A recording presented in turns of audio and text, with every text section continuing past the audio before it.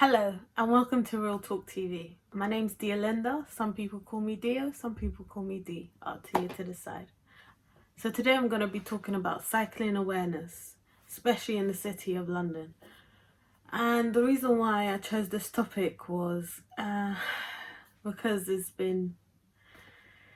it's close to the heart and close to our family, because we recently lost someone really dear to us, which was one of my uncles, and he was involved in a cycling accident where he was unfortunately run over by a lorry. So I really want to bring more awareness to this, and especially because there's so many people in London that use cycling as a mode of transport.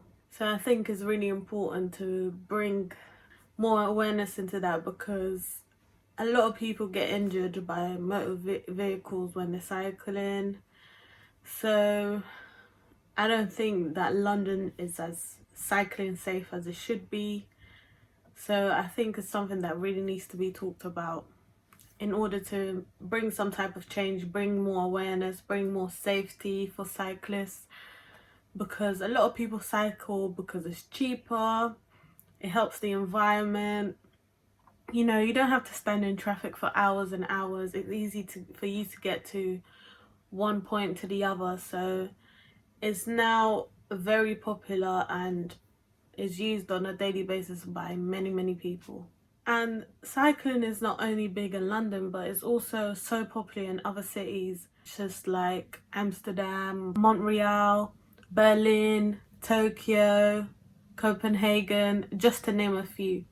So the cycling world is becoming bigger and bigger as the years go on. Cycling became hugely popular in 2010 when TfL decided that they wanted to create this scheme so more people would be hiring bikes on a daily basis and cycling more to help the environment in some type of ways, but also give the government more money. Obviously, you can't forget that. Everything, there's an ulterior motive. Nothing is just as simple as A and B. So the cycling hiring system used to be sponsored by Barclays, but since 2015, the sponsors was changed to Santander. With Santander bikes, which are also known as Boris bikes, I don't even know how that came into play. Boris Johnson even took the credit for this scheme and made everyone call it Boris bikes, but he wasn't even the person who initially started or came up with this idea and plan. The person who came up with this plan was his predecessor, which was Ken Livingstone. So I don't know how this guy somehow got everyone to call it Boris bikes. I remember him even doing a little press tour type of thing where he was riding the bicycles, around London. So I guess that's how it stuck, even though man wasn't even the initial guy. So, but you know how it works. So with the cycling hiring system, more people were hiring bikes on a daily basis, to cycling trips doubling, tripling, especially in the summer. A lot of people hire the Santander bikes because it's such a nice activity to do. But it's so crazy how in central London, in places like Southwark and Canary Wharf and stuff like that, like the places which are highly populated by the rich people, those are the places which are more cycling safe. But if you go to other streets and other areas, you only have bits of cycling lanes. It's not as safe as it would be around central London. That's where the difficulty comes in, because you can't just be protecting the rich or wanting everyone to go through central London so they can see all the sights and stuff, just so the government can make more money. But where is the safety for everyone else that rides on a daily basis with their own bikes, buy it out of their own pocket? They're riding to work day in, day out to save money. Where's the safety for them? It is said that drivers are more careful around people who hire bikes than to those cyclists who have their own personal bikes, because obviously they see that these people are hiring bikes. They might not know how to ride so properly, you know? So I can't get as close to them. And also, if you hit someone in a higher bike, most of the time, you're most probably going to be at fault. So they don't want to take the risk. But how is it that you want to take the risk of getting so close to people who ride on a daily basis? They bought their own bikes. And some of these people buy really expensive bikes. So it's not even about the bike itself or the rider. It's literally with drivers being impatient or just getting too close or wanting to overtake cyclists. Where is the respect for these people? This is how so many people get injured. This is how so many people die in these type of situations, because there isn't safety all throughout, and that is a big issue. A study also shows that people who hire the Santander bikes are 3 times less likely to get injured than normal cyclists in London. That just tells you something. So just because they hire in, you want to protect them, but you don't want to protect normal cyclists. What's the reason? It said that more than 73 million journeys have been made using the Santander cycles, and with a record of 73,000 in one day. So these people are not getting injured, these people are not getting hit, these people are being respected as cyclists. You can't expect people to cycle more and not make it safe for them.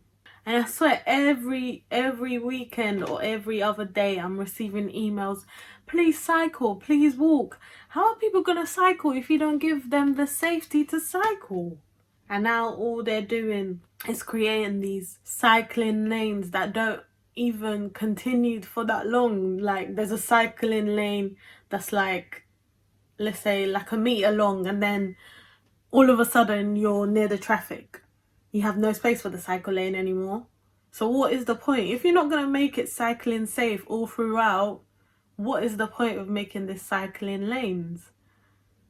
Because that even brings more danger to people, to the cyclists, because you're only doing half the job. Make it cycling safe like how it is in Amsterdam. You see how the cyclists, they have their own lane all throughout the city. Like, they're not even in contact with the with cars or beside cars like that, or lorries or anything. They have their own traffic lights, they have their own lanes, they have their own crossings. They do not come into contact with cars. So if that's what London is aiming for, then they really need to step up and spend the money. So what? I'm sure there's worse things or more useless things that this government spend our tax money on than making it cycling safe. And this is not the first time that people have criticised for how London is not cycling safe, and the roads are not cycling safe for many cyclists that use them. In November 2013, there were 9 cyclists killed in a period of 2 weeks. 2 weeks, 9 cyclists killed. And out of those 9 cyclists killed, 6 of those deaths involved a heavy goods vehicle. Due to these tragic deaths in such a short amount of time, more than 1,000 people created a die-in protest outside TfL's headquarters. In response to the die-in protest organised, the Metropolitan Police announced an initiative called Operation Safeway, where they placed 2,500 police officers at major junctions, issuing fines for drivers who weren't following the road traffic laws. And not only that, you know what makes it worse? You know what this guy Boris said? Quote unquote. Boris Johnson stated that it's very difficult for the traffic engineers to second guess a cyclist's motives or their moves, what they're deciding to do. So he's basically placing blame on cyclists. That's basically that he's just mocking those people's deaths. He also said that, cyclists shouldn't be wearing headphones. But in the statistics, it shows that a lot of people that have been injured or killed were not even wearing headphones. So how would you use that as an excuse? The mayor of London at that time said these things in response to 9 deaths of cyclists in 2 weeks. In 2018, 99 pedaling cyclists were killed, 4,106 were seriously injured, and around 13,000 had minor injuries just in Great Britain. Statistics also show that in Great Britain alone, there is an average of 100 cyclists killed every year. It is said that you are 15 times more likely to be killed riding a bike than you are driving a car in London. But in conclusion, I just want to say that London is not bike safe yet. Or if you are riding your bike, I guess it's better for you to hire it rather than having your own. And I think also in general, there has to be more, like I said, better cycling lanes, more safety for cyclists in general. Drivers need to be more patient, and heavy goods vehicles should have sensors.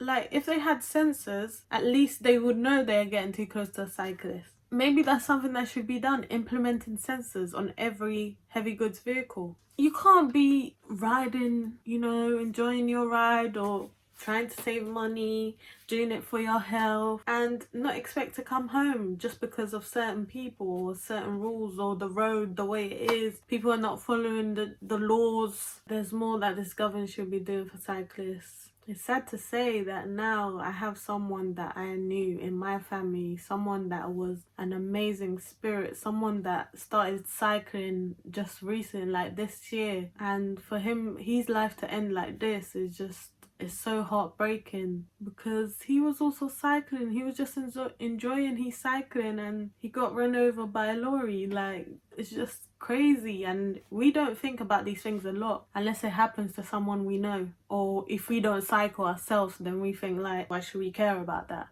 But this is the reason. There's a lot of things that we don't talk about that we should be talking about. But yeah, I just wanna remember my uncle's great soul. He was a happy spirit. He was always making everyone laugh, making everyone comfortable. So I just want to remember him for that. Thank you for watching. I know this one was a bit deep, it was a bit personal for me as well. So therefore the reason why I chose it. Subscribe, like, share, comment. Thank you for coming for this real talk. Liberate your voice.